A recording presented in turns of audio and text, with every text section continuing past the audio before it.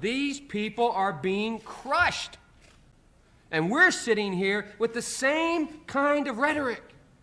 The same thing we heard.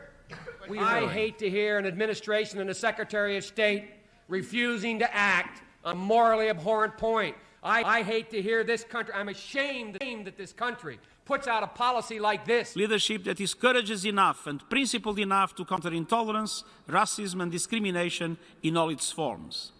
And that is what this organization stands for. I think the situation is unacceptable. It's not a failure of diplomacy. It's a failure of our collective credibility. I think that sanctions are not sufficient in themselves, but sanctions are part of the package.